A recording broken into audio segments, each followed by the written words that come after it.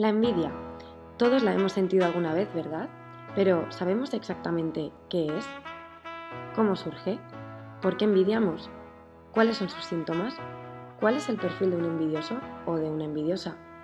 ¿Cuáles son sus efectos secundarios? ¿Son iguales la envidia y los celos? ¿Cómo prevenimos una situación de envidia? A lo largo de este trabajo hemos intentado conocer a fondo la envidia y solventar todas estas dudas. Por supuesto, no podíamos hacerlo solas. Por esta razón, se nos ocurrió una idea genial: contactar con una psicóloga que pudiese explicarnos de qué trataba esta emoción en términos más formales. Tuvimos la suerte de conocer a Onintza Orbegozo. Esta donostiarra, que en un principio quiso ser médico, encontró en la psicología su vocación: mantenerse cerca de la gente.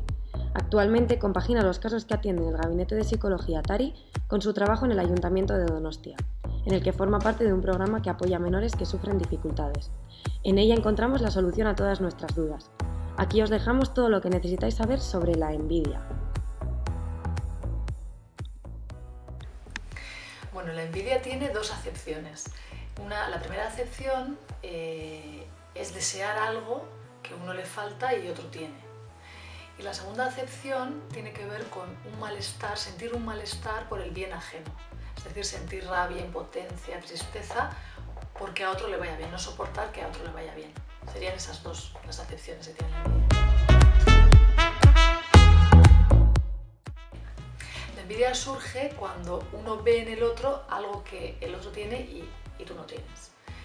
La cuestión es que cuando esa relación de dos personas está basada en una rivalidad, lo que desea uno no necesariamente tiene que ser algo que desee mucho, sino que lo desea simplemente porque lo tiene el otro. Y como le da rabia que el otro lo tenga, él lo quiere tener también. Es decir, está fundamentado en una relación de rivalidad.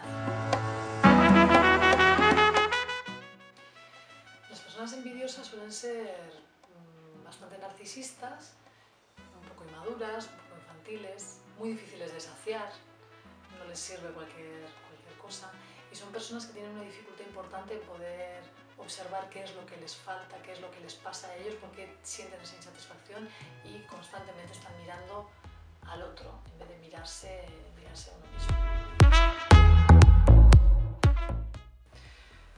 ¿Por qué envidiamos? Porque todos tenemos ciertas carencias, digamos, ¿no? Nadie tiene la vida totalmente resuelta, nadie tiene todo lo que necesita.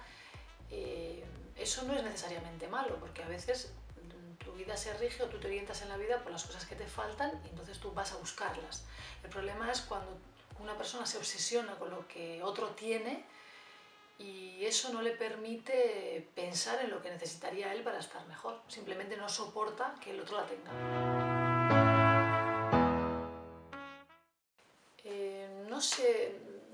No se puede hablar exactamente cuáles serían los síntomas, no hay síntomas específicos. Lo que sí que hay es manifestaciones de esa envidia, ¿no? Por ejemplo, las personas envidiosas pasan mucho tiempo hablando de los demás, criticando, cotilleando, murmurando.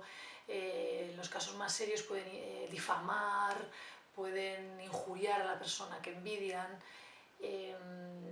Y cuando alguien realmente está muy atrapado por la envidia, tiene un empobrecimiento de la propia vida, de la vida de la persona envidiosa suele estar muy empobrecida.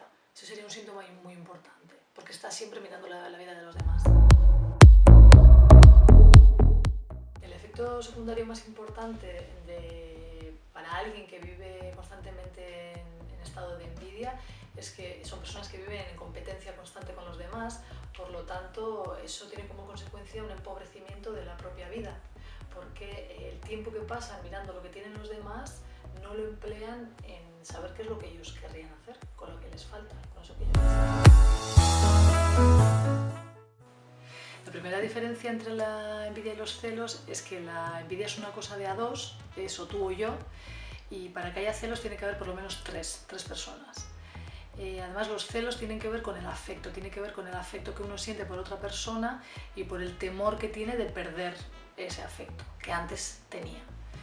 En los casos más graves puede llevar a consecuencias muy graves porque hay una sensación de pertenencia, de que el objeto amado es tuyo, Pero en los casos más leves, en los que hablamos cotidianamente, tiene que ver con eso, tiene que ver con que hay una pérdida, un temor a perder ese afecto. En cambio, la envidia es una cuestión de a dos, no tiene nada que ver con el afecto y tiene mucho más que ver con, digamos, con las pulsiones más agresivas del ser humano, con las manifestaciones de esos impulsos agresivos.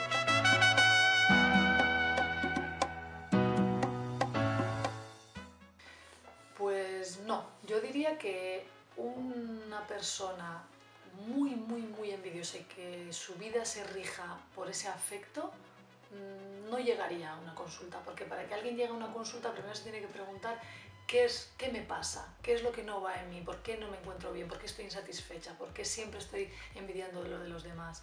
Y una persona puramente envidiosa no hace ese giro, no piensa qué me pasa a mí, sino que constantemente está pensando qué hacen los demás y qué podría hacer yo para estropear lo de los demás.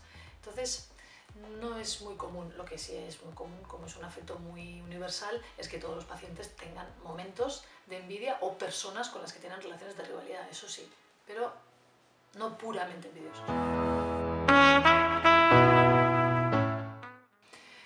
Tanto para alguien que tiene este problema a nivel muy elevado como alguien con un nivel de envidia más normal, cotidiano, digamos, sería importante ver cuál es la dificultad que encuentra para desarrollarse, para hacer algo con su vida, con su insatisfacción, ver qué camino puede tomar. Y por otro lado sería interesante ver, por ejemplo, cómo resolvió todas estas cuestiones en su primera infancia, con los hermanos, los primos, los vecinitos, los amigos, los niños que eran de su edad en esa primera infancia, cómo se coció, digamos, ese reparto de cosas, ¿no? Cómo se ubicó el paciente. Me parece que para poder prevenir una situación de envidia lo más importante es poder ocuparse de la vida de uno, saber qué es lo que uno desea e intentar llevarlo a cabo.